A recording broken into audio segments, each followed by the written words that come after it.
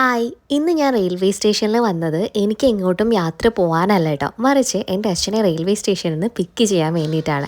എറണാകുളത്ത് ഞാനിപ്പം വന്നിട്ട് ഏകദേശം 4 വർഷമായിട്ടുണ്ട്. ആ 4 വർഷമായിട്ട് ഞാൻ ആഗ്രഹിക്കുന്ന ഒരു കാര്യമാണ് ഒരു ദിവസമെങ്കിലും അച്ഛനെ എറണാകുളത്ത് കൊണ്ടുവന്ന് ഇവിടെ മൊത്തത്തിലൊന്ന് കറക്കണം എന്നുള്ള കാര്യം. കാരണം മൂപ്പർക്ക് നമ്മളെ വീട് വിട്ടിട്ട് വേറെ എവിടേക്കും പോകാൻ അത്ര വലിയ താല്പര്യമില്ല. ഞാൻ ചോദിക്കുമ്പോഴൊക്കെ പറയും പണ്ട് ഞാൻ ഒരുപാട് ചുറ്റി നടന്നിട്ടുണ്ട്, ഇപ്പം എനിക്ക് അതിനോടൊന്നും അത്ര താല്പര്യമില്ല എന്ന് പറയും. പക്ഷേ ഞാനൊരു മകളായതുകൊണ്ട് എനിക്കങ്ങനെ അച്ഛനെ കൊണ്ട് കുറച്ച് സ്ഥലങ്ങളിലൊക്കെ കറങ്ങി നടക്കണമെന്ന് നല്ല ആഗ്രഹം ഉണ്ടായിരുന്നു.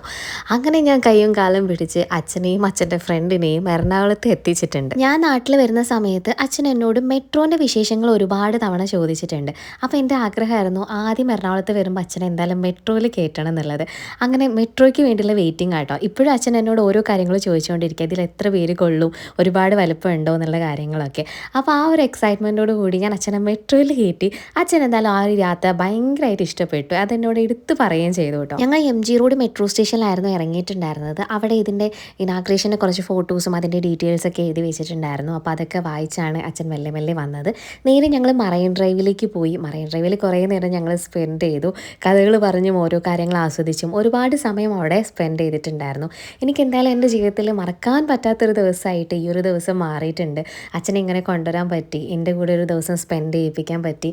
അത് എൻ്റെ ജീവിതത്തിൽ എനിക്ക് കിട്ടിയിട്ടുള്ള ഏറ്റവും വലിയൊരു ഭാഗ്യമായിട്ട് ഞാൻ കാണുകയാണ്. നമുക്ക് വീണ്ടും കാണാം വേറൊരു വീഡിയോ ആയിട്ട്. Bye bye.